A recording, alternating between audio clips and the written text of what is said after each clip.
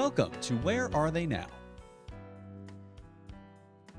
We reach into the archives of Lenape, Shawnee, Cherokee, and Seneca high schools and invite selected alumni to share memories and fill us in on their career paths after commencement. Since Lenape's first graduating class in 1961, Shawnee's in 1972, Cherokee's in 1978, and Seneca's in 2005, over 65,000 individuals have received diplomas from these four schools. Here now is your host, DJ Dini. Hello and welcome to another episode of Where Are They Now?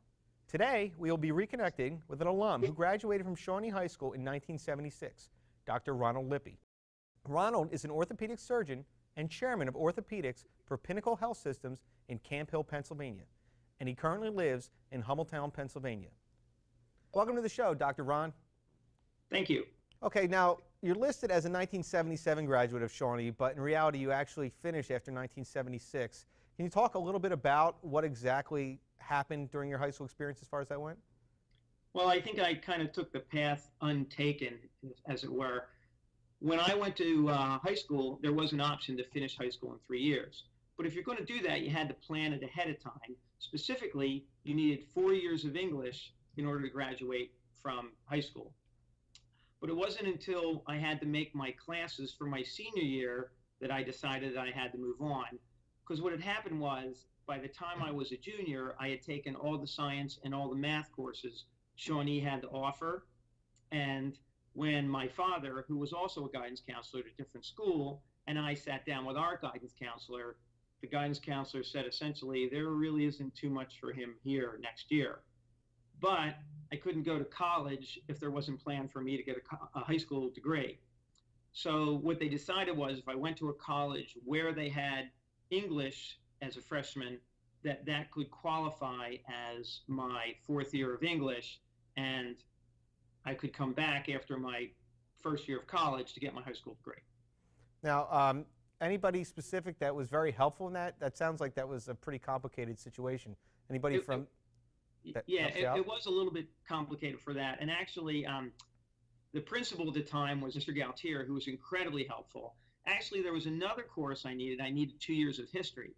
And I only had one, but my history teacher at the time, who was Mrs. Wiest, said, the honors history course you were in covers about 3/4 of my 20th century America course. If you can pass the final, we can probably give you credit for that also. So she helped me through, and obviously all the math and science teachers that I had, Mr. Steinmetz, Mr. Long, Mrs. Ober, Mrs. Williams, were incredibly supportive and helpful to allow me to get on my way, albeit not the standard course. Now, you mentioned before we started on the air that your math teachers were kind of extremely patient with you in ways. You would get to a class and almost seem, I guess, disinterested. What went along with that? Well, after you've spent about 3 minutes talking to me, you realize they would diagnose it as ADHD now. Back then, I was pretty much diagnosed as a pain in the neck. But when I started in a math course, I would get bored very quickly. For the first 6 weeks, the teacher would assume that I was just a smart aleck and was going to end up with lousy grades. After the first marking period, when my grades were anything but lousy, they realized that they had a problem on their hands because they couldn't have somebody who was loud and fidgety in class disrupting everything. So what they would do is they would move me along. So I would start in a certain class, and after about 6 weeks, they would say, I think you could probably do next year's math class. So they would shoo me along. So what happened was, in order to take calculus at Shawnee, you had to double up in math a couple years. Well, they pushed me along so fast that by my junior year, I was taking calculus with all the seniors. Hence, by the time I was a senior, there wasn't anything left. So you basically, I guess, ran out of things to take at that point, and it was time to move on. That's exactly what happened. All right, now you're also very interested in science, obviously. Any interesting stories about science classes from when you were at Shawnee? One of the things that my classmates will remember me for was the ignominious episode where kind of blew up the chemistry lab. Okay, I think that probably needs a little more explanation, because that could mean anything from a little smoke to, I guess, a classroom being gone. So Everybody got out of school early that day. It was during my sophomore year when I was taking chemistry, but I also had a study hall, which I would get bored. Sounds familiar, doesn't it? So Mr. Steinmetz, who was the chemistry teacher at the time, said, well, why don't you come be a lab assistant, and I'll put you to work in the chemistry lab. And he had planned to do an experiment where we dropped sodium in water, which is a relatively violent reaction. But so all the students could do it, he just wanted little pieces of sodium, probably a 1/4 inch in diameter. So sodium came in big blocks about the size of a soup can that lived in a container covered in kerosene, because sodium also reacts with air. So I would take the piece of sodium out and cut little chips off. The container I had too much kerosene in it, so I had poured some of the kerosene out to get to the sodium. End of the period came, put the sodium back in the container, closed the container, and went on my way. Came back the next day and realized I hadn't put the kerosene back in the container. So when I did put the kerosene back in the container, unbeknownst to me, that kerosene had actually been replaced by water. So I put an entire beaker of water into an entire container of sodium. That reacted violently, ended up catching on fire, ended up going down the drain, ended up reacting with the water in the trap in the drain, ended up exploding that. Everybody evacuated. It was one of those fire alarms where this really isn't just a drill. Fire trucks, sinks being removed, et cetera, et cetera. Nobody got hurt, but it was not my best moment. okay, well, you mentioned some of the teachers from back then. Ted Steinmetz had a positive impact on your life. You want to talk a little bit about him? It's interesting. I just got an email from Ted Steinmetz a couple months ago. Really a terrific guy. And as I told him recently, when one goes along a course that I did, which is 13 years of education after high school, there are a couple people who stand out, and he was one of them. Very energetic, very entertaining, very funny, but he allowed me, who at the time had a great interest in chemistry, to pursue that, and encouraged me, found ways to challenge me, found ways for me to learn things outside the chemistry class, to the point that we took a chemistry test, and I think I finished like 3rd in the state, and it was mostly because of all his encouragement and tutelage. How about John Long? Really have great fond memories of John Long. Had John Long for 2 years of biology. He was the basketball coach when I was at high school. And again, very encouraging, very nurturing, very fun. Really owe a great deal of my success, which obviously when one goes into medicine, they have to know biology, to his encouragement. And Joe Gazier, you also mentioned. Joe Gazier, I mentioned, he was the physics teacher, and an incredibly nice man. Very intense, very serious about his class. I actually ended up minoring in physics in college. Joe Gazier was encouraging, nurturing, fun, really, really made a strong influence in my moving forward. Now, some of your activities in high school, you played football, you also played baseball, and you were in the band. Any memories from any of those activities that you can share with us? Well, I was in the band my first year, and I was on the freshman football team. And the freshman football team would play in the morning, and then we would have to go to the varsity game. You did marching band then, so you right, all of it. It was one thing back then. Right. And that got old pretty quickly. Everybody else would be finishing the game, and I'd be you'd have to run. Putting a band uniform on. So I was only in band 1 year, but I played football all 3 years and baseball my freshman and junior years. For the baseball team, I actually did more coaching than playing. I was a catcher, and our catcher, Alex Semelian, was really a terrific football player. And so I didn't see a lot of time on the playing field, but Mr. Morgan, who was our coach, an incredibly nice guy, said to me, listen, I really would love to have somebody who can help me coach. So I ended up being the first base coach most of the time, the famous story that goes along with that, which was recounted at awards night, was one game Mr. Morgan got ejected and said, "All right, Ron, this is yours." So I ended up coaching the team for an entire game. Wow. That's probably not too much pressure, having your friends on the bench and having to make It was a little bit disconcerting. So you finish up high school after 3 years. Did you have an idea of where you wanted to go at that point? Well, my dad, as I mentioned earlier, was a guidance counselor in another school. He knew that, science / probably medicine was in my future. So he directed me towards schools that had a strength there. Plus, he also had to talk to the dean of admissions and say, listen, this is not your average student for multiple reasons. You're going to have to take him without a high school degree. And that ended up being sinus, which also ended up being a perfect match for me. So you said it ended up working out for you, but did that really limit your choices then to begin with? Yeah, a little bit.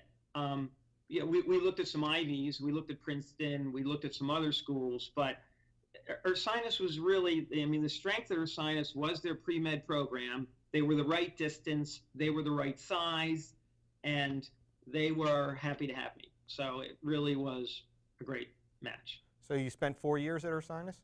I did spend 4 years at Ursinus. Interestingly, I had the option to leave after 3, but again, my father said, and he was right, college are some of the best years of your life.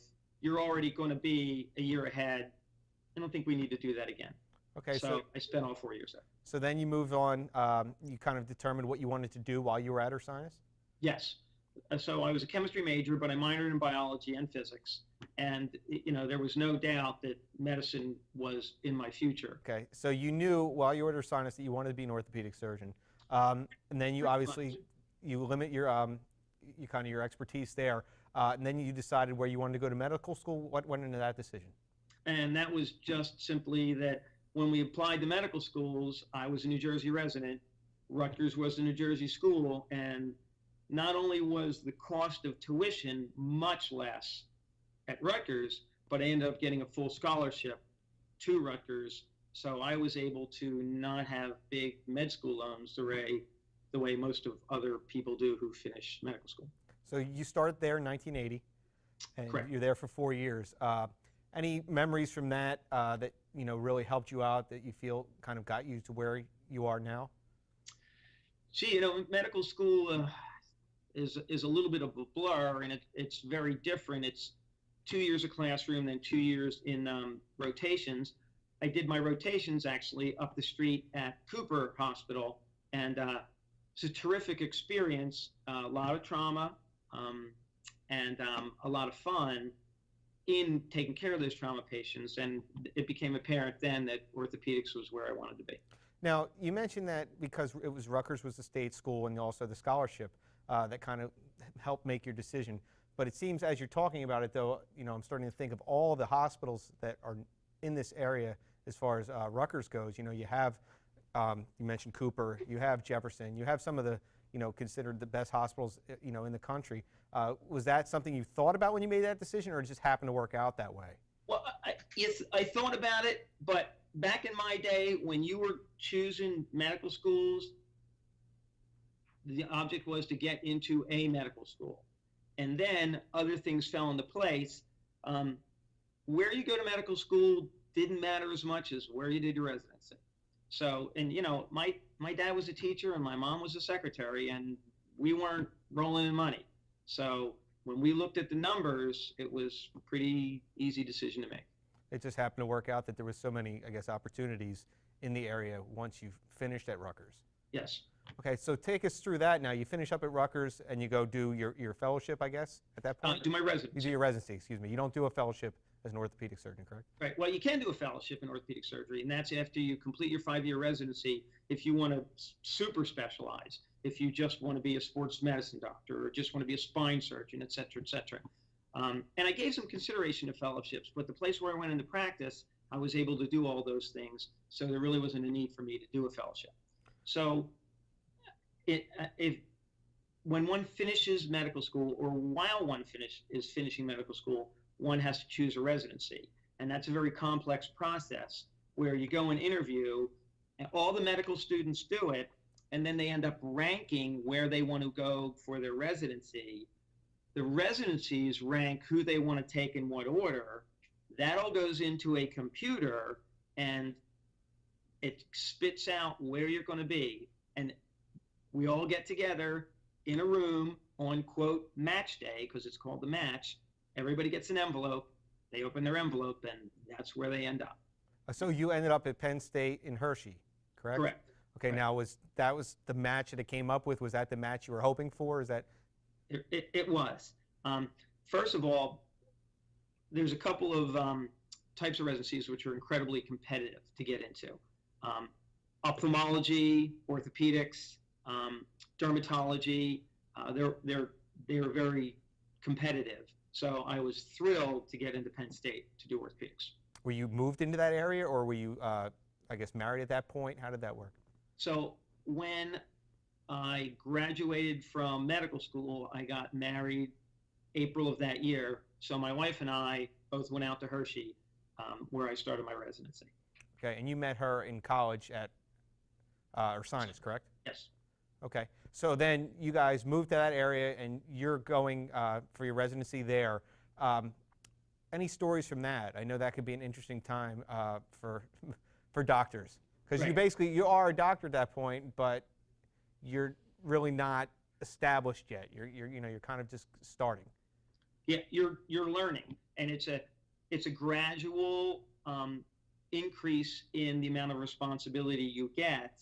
So when you first start out as a intern, you've had 4 years of medical school, but you really haven't taken care of patients. So by the time you start your residency and your internship, till after 5 years, you're able to do complex surgeries on them without supervision. And it's a slow, gradual course. So you finished up your residency. How long did you do your residency for till you actually, went to and became, in practice for yourself? Right. So my residency was 5 years, and most everyone home is home. And I thought that when I finished my residency, I would come home to practice. But interestingly, in the 9 years between when I started medical school and when I finished my residency, South Jersey changed in that it's much more crowded now than it was. And waiting for 10 stoplights to go anywhere lost its entertainment value rather quickly. I always tell the story that it used to take me 25 minutes to get from my house to Veterans Stadium when I was a kid. And nowadays, it probably takes twice that. So when I was out here at Hershey, my area where I live now is very similar to the way South Jersey was when I was growing up. And we decided to stay. There was a group here who made me an offer I couldn't refuse. And here I've been for 32 years. No, longer than that, 36. Wow. So needless to say, I guess you're very comfortable there. What goes in your position now? I mean, obviously, it's probably changed over the 36 years. How has it changed over those 36 years? Well, medicine has changed somewhat, obviously, and it's going to continue to change. I still spend most of my time seeing patients and in the operating room. But as you get older, you get more administrative responsibilities. There's still only a small fraction of what I do because I like taking care of patients and I like operating. Some of my patients ask me, when am I going to give this up, or why do I spend so much time doing it as I do? Which is when I quote Ben Franklin, who said, "If you love your job, you'll never work a day in your life." So would that be what you consider the favorite part of your job, is when you actually are operating? Yeah, absolutely. And it's interesting now because this is my 27th year of practice, and things now are so much better. They're so much safer. Our technology is so much better. When I was first starting out in practice, there was a lot more art, and there was a lot more, this is what I like to do. As I tell my residents now, medicine has changed in that it's much better to practice now. Our technology is so much better. In orthopedics, there's so many things we can do now that we couldn't do back then, and we can do more reliably with the use of the arthroscope or the use of the computer or the improvement in our implants that we use. the different type of devices we can take care of people with. Anesthesia is much safer now than it used to be. Our monitoring is so much more safer. Our drugs are better. So the difference between when I started in practice and when I'm practicing now is so very different. And that's probably kind of the big gist I could tell you about being an orthopedic surgeon now. Now, I saw an interview with you that you said that the best part of your job, you know, other than operating or whatever, is, you know, you get to come into work every day and see people that you've made a difference for, or that are better now because of the work you've done. Can you explain that a little bit? It's why I get out of bed in the morning. And being in the operating room and fixing people is great, but the real reward is when you see patients that you've operated on who were in a wheelchair, who couldn't walk, who couldn't go see their kids' games, who couldn't do A, B, C, or D, and they come in and they go, I'm all better, you gave me my life back. Or they couldn't sleep because they had so much pain in their hip or their knee or whatever, and that's gone now. There really isn't a better job in the world than doing that. It's got to be pretty satisfying.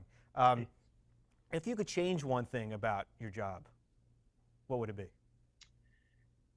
I mean, there's downsides in any profession. You know, as an orthopedic surgeon, we're taking care of fractures, and sometimes we're taking care of fractures or things in less than ideal hours. So most any orthopedic surgeon will tell you the thing that he doesn't like most is call. Interestingly, one of my daughters said, I have to interview you for a class. And she said, what do you like about your job? And she got very similar to the answer I just gave you. Then she said, what don't you like about your job? And I had to think of it for a moment. And here's the thing I don't like about my job. No matter how good I am, no matter how smart I am, no matter how good of an operation I do, there's some people who aren't going to do well, who might have a complication. And that's the hardest part of my job, because they all can't be perfect. You know, if I make 99 people great and one doesn't do well, it's the one I think about when I go to bed at night. Well, I guess it comes to that point where you got to realize that there's no textbook answer. There's a direction to follow, but not every person is exactly the same. You got to, I guess, come to grips with that and just go with the percentages at that point, I guess. It's true. Now, tell me a little bit more about your family. You mentioned your daughter, and luckily she asked you that question before I did, so you didn't have to be put on the spot. You have 4 children, correct? 5. 5 children, and you met your wife at college. Can you tell me about your family? Okay. So I guess we got married in '84. Daughter number 1 arrived in February of my 4th year of residency. So my oldest daughter is now in her ophthalmology residency in Oklahoma. She's going to be an eye surgeon. 3 years later, the next daughter arrived. She is currently in medical school in Philadelphia, of all places. My 3rd daughter, when she was in high school, came to me and said, I have to talk to you, Dad. I said, what is it, Corinne? She goes, I think I want to be an engineer. I said, oh, great, Corinne. You'll be very good at that. She looked at me with big surprised eyes and said, I mean, I don't have to become a doctor? And I don't know where kids get those ideas, but daughter number 3 is currently going, actually, right before today's interview, she told me that Caltech is calling to talk to her because they have a position for her for a PhD in aerospace engineering, as does University of Michigan, as does Georgia Tech, as does Stanford. So daughter number 3, the aerospace engineer, obviously has done quite well for herself. So when my daughters were 9, 6, and 3, we decided to have our 4th daughter. And in fact, when we got married, we had planned on 5, but the first 2 deliveries were somewhat difficult for my wife. So she said, would you be too disappointed if we only had 4? And I told her I was going to divorce her. No, I didn't tell her I was going to divorce her. I told her that would be fine. So we had Christina, Caroline, and Corinne, and we were going to have Colette and be done. And we were very surprised when Colette was David and Daniel. Yeah, that's a little bit of a change. That changes everything. So twin boys, and they're in high school now, correct? They are seniors in high school. Now, they're athletes, I believe?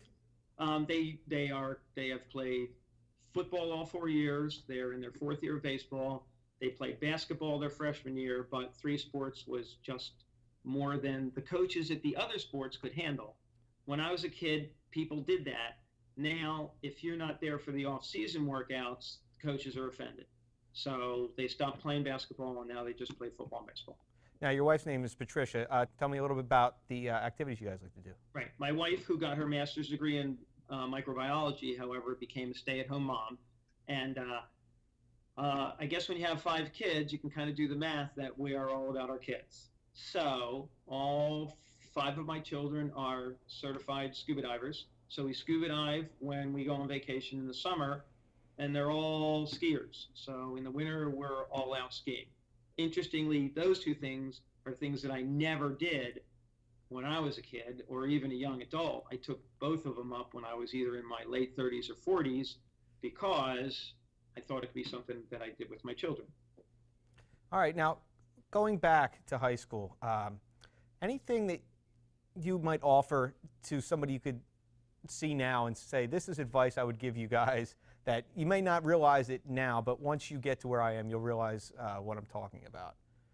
That kind of advice. Yeah, it's a really great question. It's interesting because when I tell my life story, I talk about what a great opportunity it was to go to Shawnee at the time. I mean, Shawnee back then was a big school. I assume it's still a very big school. We had about 2,000 kids.